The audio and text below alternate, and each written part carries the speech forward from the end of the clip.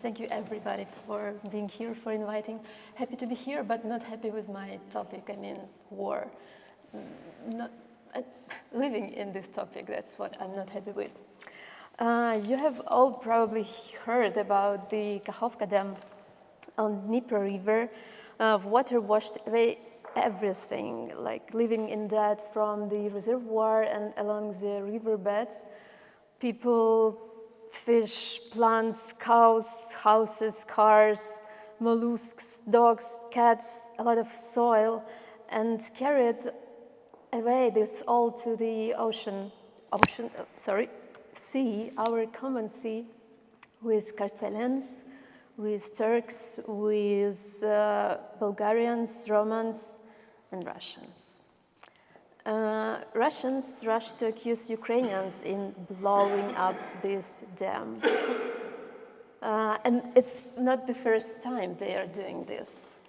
During the Second World War, they did the same thing.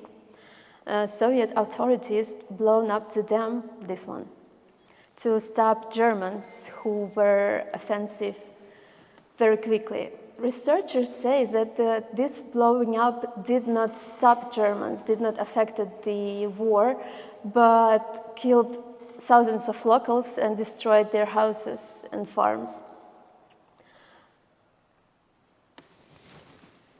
Oh, works. Soviet authorities remembered those events of the Second World War when designing the whole network of the dams on Dnipro River and other rivers.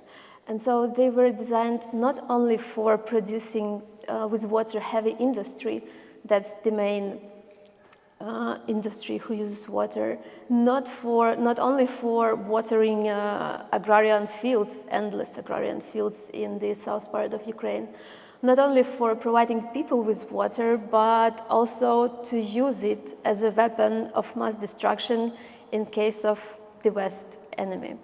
And so this is what they did last year. They used this dam as a weapon of mass destruction, but against Ukrainians living in their own land, and also against all other living organisms living in their land and their water. Kakhovka dam is not the only one Russians would like to destroy. Those are dams near Kiev and near Dnipro. They are trying to destroy it with rockets, but doing it with rockets not that easy, because like with Kakhovka, they succeed because they control it from the very first days of the war. It was occupied and explosives were set up inside the building, and that's why they could destroy it.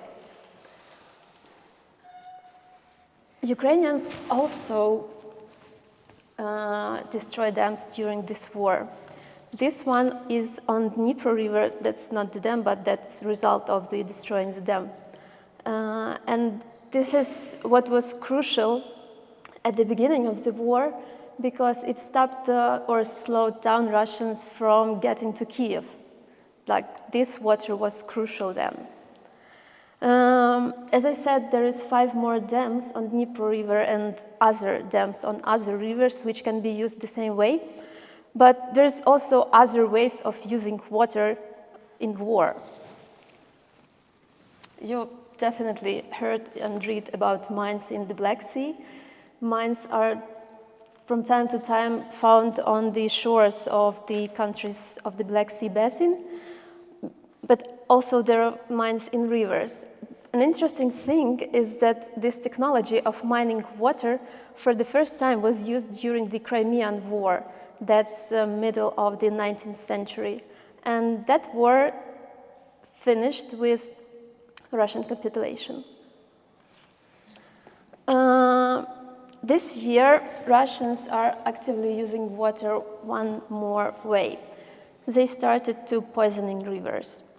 A lot of our rivers, they start from the Russian territory, including Dnipro, the biggest one. And so this is the same river, not the same. That's its name. And in August of this year, there were reports in media about this tribulate of Dnipro. And this report said about black water, an oily film on the surface, full plug and decay of the river's fauna. And there were several discharges of pollutants into the river recorded on the border with Ukraine. And like everything died there. Same flows to Desna. Desna flows to Dnipro. Dnipro flows to Black Sea. So like it's our common problem. Should be correct. Will Russia stop there? Like in Ukraine, we see situation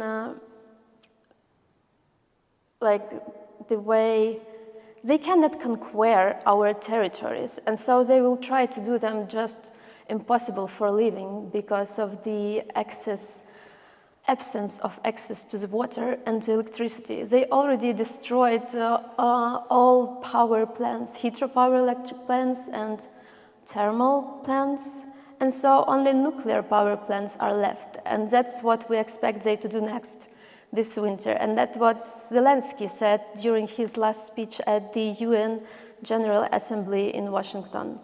So they will definitely continue to poisoning rivers, and they will definitely continue to blackmail Ukraine and world with nuclear weapon, taking our nuclear power plants as hostages.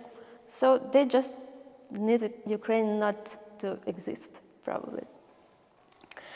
I planned to to end on a positive note, even though it's not easy when you, but it's possible. It's possible if you watch at events of the war from the perspective of other living organisms.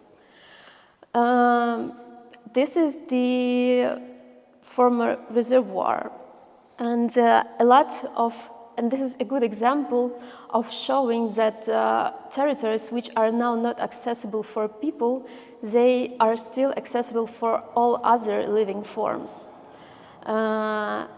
This place, this is what was called Great Meadow. And so what is reservoir itself before the explosion? It was just monotonous artificial ecosystem. Now, after water receded, this natural landscape reappears, and it contains numerous islands, marshes, wetlands, forests, and steppe areas with different regimes of watering. And so almost third part of this Great Meadow is now covered with forest. I'm sure you have all seen it in the news, but I will also show you a picture.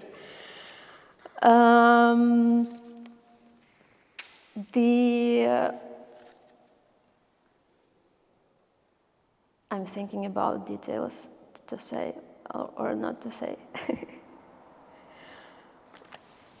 I came here just after the Congress of Ukrainian Botanical Society. And among other things, we discussed the consequences of war on Ukrainian nature. And this is what was Kakhovka reservoir. This is one of the best Ukrainian botanists, Yakov Diduch, and he is on the bottom of reservoir. The first picture was made in 2023. The second was made 1 year later.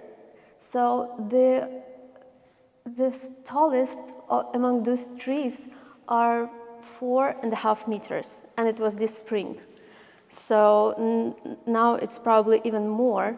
And after the Tbilisi Biennale, I will join this group of researchers, and we will go to the bottom of this reservoir again to see what happened, how those trees have changed.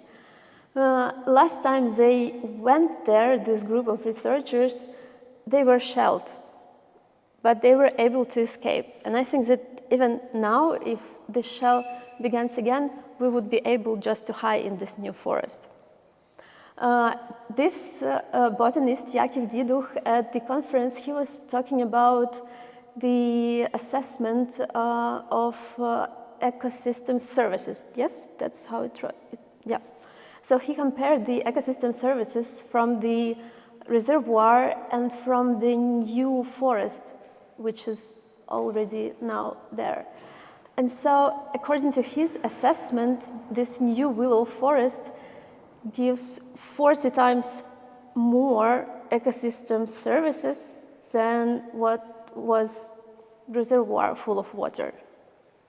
Another ecologist, very important one, Alexei Vasylyuk, says that recovery of the Great Meadow might be the biggest case in the whole Europe of recovering very diverse natural ecosystems. As I said, it's forests, it's swamps, it's lakes, it's floodplains.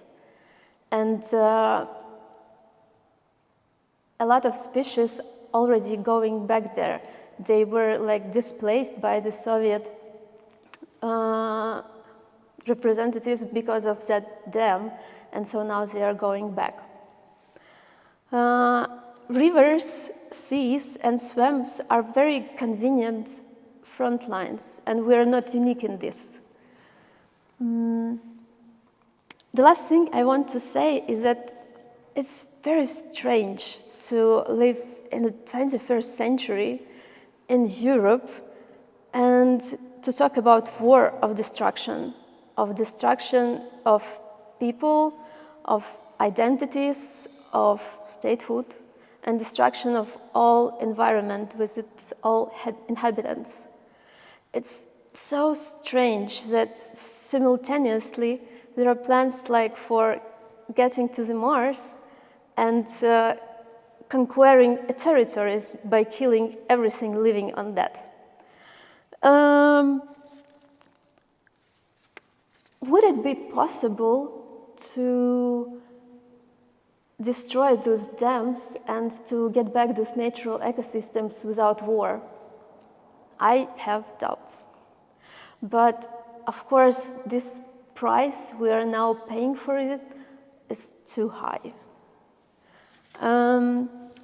To end positively, I hope that for the next TAB, Tbilisi Architecture Biennale, we would be able to discuss the Ukrainian recovery, and that it will be as fast, as steep as this new willow forest on the bottom of reservoir.